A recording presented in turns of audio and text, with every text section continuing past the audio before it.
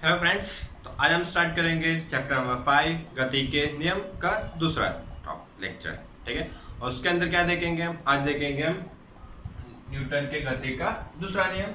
ठीक है, पहले हम टाइटल डाल देते हैं चैप्टर नंबर 5 और कौन सा लगेगा हमारा सेकेंड लेक्चर। ठीक है, फर्स्ट लेक्चर हमारा ऑलरेडी कंप्लीट हो चुका है और नाम है हमारा गति के नियम। और उसके अंदर हम क्या स्टडी करेंगे आज? न्यूटन के गति का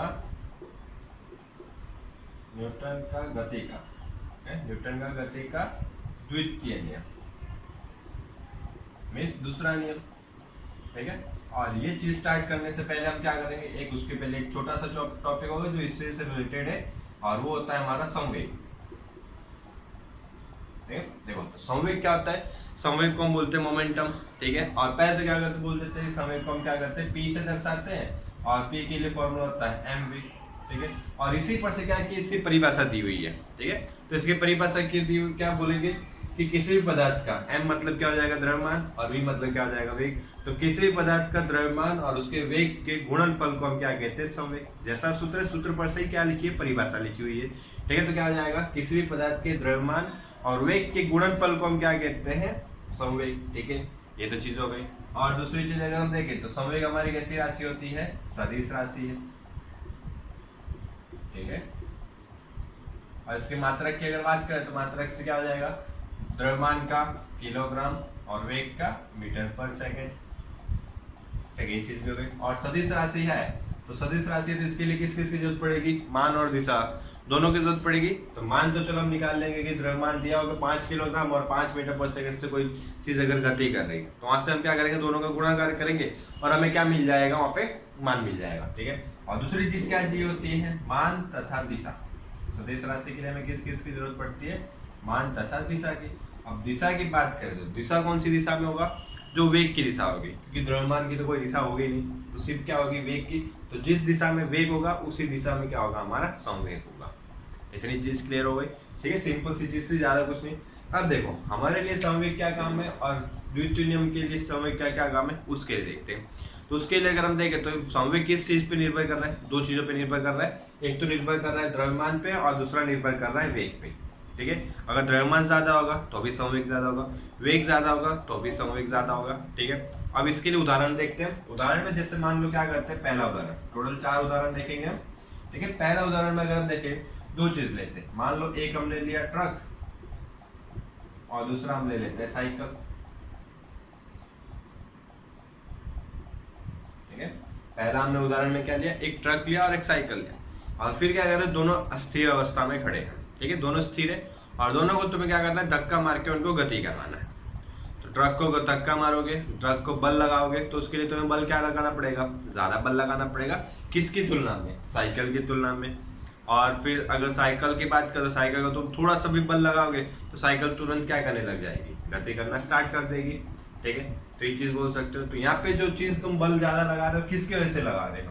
तो यहाँ पे जो द्रव्यमान है इसका mt और साइकिल का द्रव्यमान हम ले लेते हैं mc। ठीक है, mt मतलब द्रव्यमान ऑफ ट्रक और c मतलब इसके लिए जाएगा साइकिल के लिए। और यहाँ पे हमारी कंडीशन क्या है? mt greater than mc। ठीक है, मतलब द्रव्यमान ज्यादा है ट्रक का तो उसके लिए बल भी क्या लगाना पड़ रहा है? ज्यादा लगाना पड़ रहा है। और साइकिल का द्रव्यमान भी कम है तो उसके लिए बल भी क्या लगाना पड़ता है? कम लगाना पड़ता है। ठीक है, ये एक चीज क्लियर हुई। अब देखो इसी में अगर दूसरी चीज ले, मान लो रोड से सामने से कोई तुम्हारे ट्रक आ रही है और साइकिल आ रही है और तुम्हें अगर ट्रक को रोकने के लिए बोले और साइकिल को रोकने के लिए बोले और तुम ट्रक को रोकोगे। ठीक है, अगर ट्रक को रोकने की ट्राई करोगे तो क्या होगा? मुझे लगभग बताने की जरूरत नहीं पड़ेगी, सब इतने समझदार जरूर है। ठीक है, क्या होता है? कहाँ चले जाओगे? ठीक है, तो ये चीज क्या होगी? जब ट्रक को रोकने की ट्राई करो और ट्रक को रोकने के लिए बहुत बल की भी जरूरत पड़ेगी। इतना बल लगाने के बावजूद भी तुम क्या नहीं कर पाओगे? ट्रक को रोक पाओगे नहीं। ठीक है, लेकिन वही अगर सामने से क्या आ रही है? साइकिल आ रही है और साइकिल में तुम को रोकने की ट्राई करो। साइकिल से तो अगर तुम्हें मान लो लग भी गया तो कितना सा लगेगा? थोड़ा बहुत लगेगा।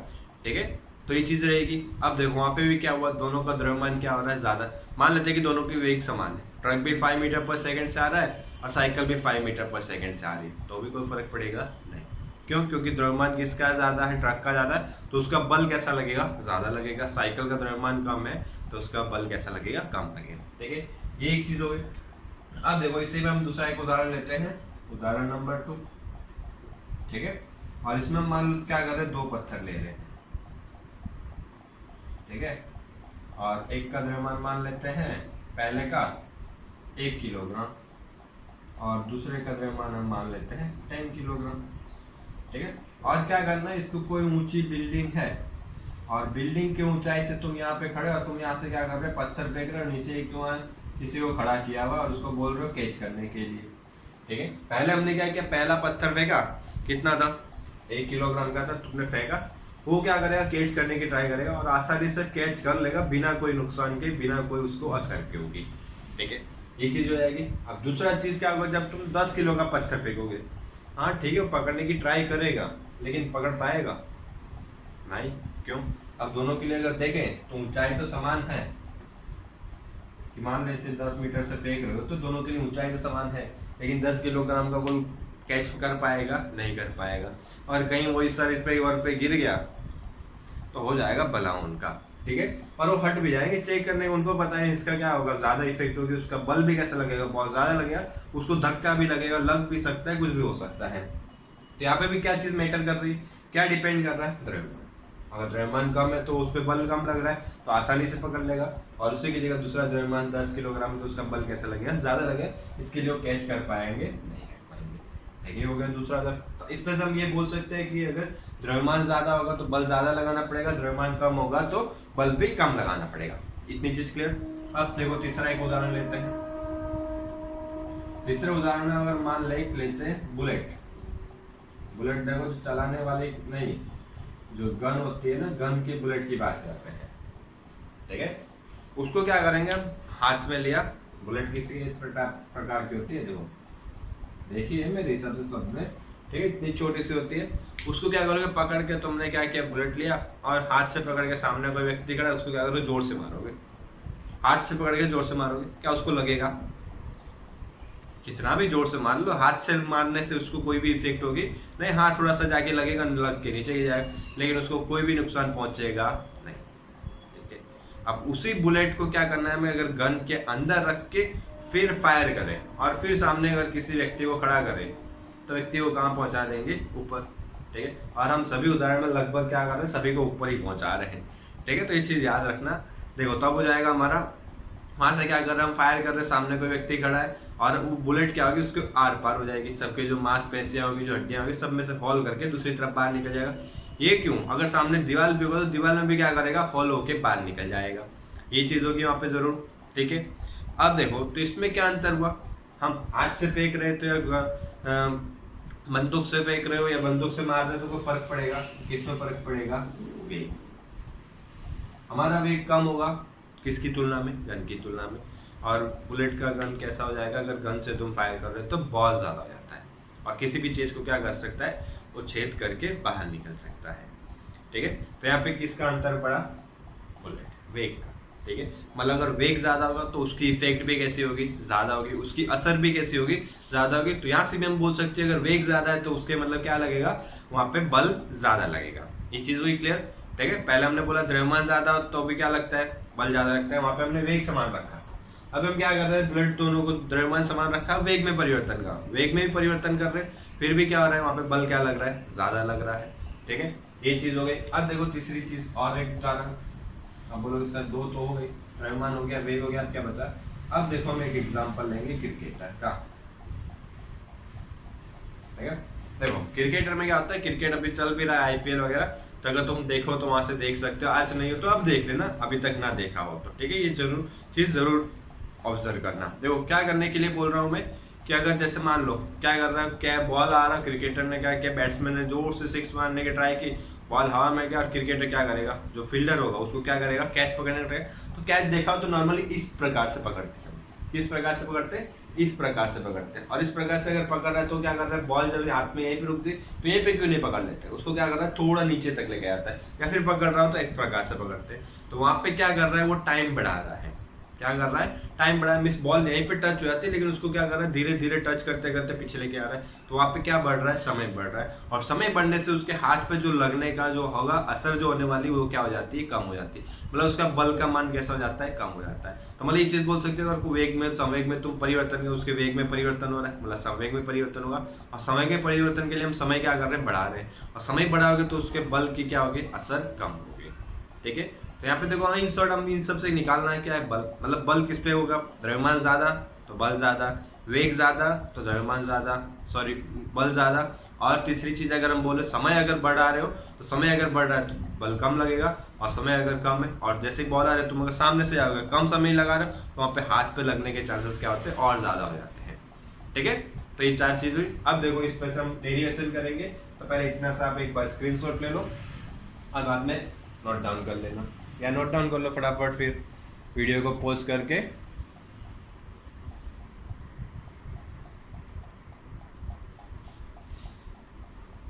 चलो ठीक है, अब देखो अब हम क्या करेंगे, द्वितीय नियम पढ़ेंगे।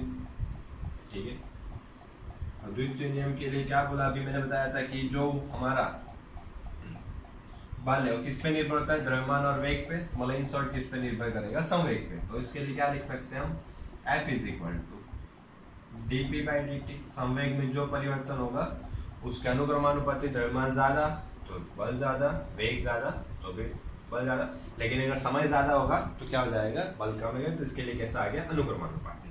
ठीक है, अब देखो इसी के लिए अगर रखें p का मान रखो, d is equal to mv by dt। और यहाँ से m अगर देखें तो m क्या आ जाएगा, बार, बचेगा क्या, dv बाई dt।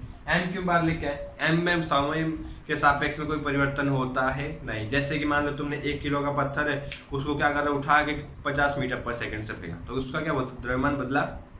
उसी की जगह मान लो 1 किलो का पत्थर था, उसको उठा के तुमने 100 मीटर पर सेकंड से फेंका, फिर भी उसके द्रव्यमान में कोई परिवर्तन। हाँ, समय बदल रहा है, वहां से यहाँ तक जाने में कुछ समय लग रहा होगा, वेग भी बदल रहा होगा, वेग पहले स्टार्ट होगा फिर धीरे धीरे कम होते आएगा, सब चीज होगी, लेकिन द्रव्यमान में कोई परिवर्तन कभी भी होगा नहीं। इसके लिए द्रव्यमान को कहाँ लेके आ गए, बार। ठीक है, और डी बाई टी डी, समय के सापेक्ष में अगर वेग में कोई परिवर्तन होता है तो उसको हम क्या बोलते हैं, त्वरण। ठीक है, तो इसके लिए हमारा इक्वेशन क्या आ जाता है, F इज इक्वल टू, और ये क्या होता है हमारा, न्यूटन का गति का द्वितीय नियम, मींस दूसरा नियम। ठीक है, फिर अब देखो इसको याद रखने के लिए दूसरे लोग क्या बोलते हैं, ये भी चीज बोल सकते हो, F means father is equal to माँ, फादर इज इक्वल टू माँ करके भी याद रख सकते हो द्वितीय नियम। ठीक है, ये हो जाएगा, सिंपल सा डेरिवेशन है, कुछ भी ज्यादा नहीं है। ठीक है, अब देखो, अब अगर मान लो त्वरण की बात करें, अगर त्वरण का मान कैसा हो जाए हमारा, 0 हो जाए, तो F का मान भी कैसा हो जाएगा हमारा, 0 होगा। ठीक है, अगर A का मान अगर 0 है तो F का मान भी कैसा हो जाएगा हमारा, 0 हो जाएगा। ठीक है, अब ये चीज हमने यहाँ पे देखी थी न्यूटन के गति के प्रथम नियम में। ठीक है, और दूसरी चीज अगर यहाँ पे देखें तो A क्या हो सकता है, X दिशा में भी हो सकता है, Y दिशा में भी हो सकता है, ये हमने 4th चैप्टर में स्टडी किया था। ठीक है, अगर X दिशा में त्वरण है, उत्पन्न हो रहा है, मतलब बल कौन सी दिशा में लग रहा होगा, X दिशा में, तो इसके लिए क्या लिखेंगे, mx। अगर Y दिशा में बल लग रहा है तो कौन सी दिशा में त्वरण होगा, ay। और Z दिशा में अगर बल लग रहा है तो कौन सी दिशा में होगा, Z दिशा। ठीक है, तो ये चीज हो जाएगी। चलो इतना सा इसका फॉर्मूला है, और ज्यादा कुछ सोचने वाली बात नहीं है, इतना सा नोट डाउन। और अगर इसके नियम की बात करें तो नियम में क्या होगा, नियम में ये बोल सकते हो किसी भी पदार्थ के संवेग के परिवर्तन की दर क्या होता है, किसी भी पदार्थ के संवेग के परिवर्तन की दर। परिवर्तन की दर का मतलब क्या होता है, समय के सापेक्ष में अगर कोई चीज बदलती तो उसको हम क्या बोलते हैं, परिवर्तन की दर। तो संवेग, किसी पदार्थ के परिवर्तन के संवेग के परिवर्तन की दर को क्या कहते हैं हम, बाह्य बल। मतलब जो बल परिवर्तन होगा उसी को क्या कहेंगे, बाह्य बल। और जो बल की दिशा होती है वो कौन सी दिशा में होगा, जो संवेग के परिवर्तन की दिशा। या फिर उल्टा बोलना तो संवेग के परिवर्तन की या संवेग की जो दिशा होगी, किस दिशा में होगी, दिशा में बल लग रहा, मतलब तुम बल अगर इस दिशा में लगा रहे हो तो संवेग भी इस दिशा में होगा। तो मान लो तुम बल इस दिशा में लगा रहे हो तो संवेग भी क्या होगा, इस दिशा में होगा। ठीक है, तो ये चीज होगी यहाँ पे इतने। ठीक है, ओके, वीडियो देखने के लिए थैंक यू, और पसंद आया तो सब्सक्राइब जरूर करना।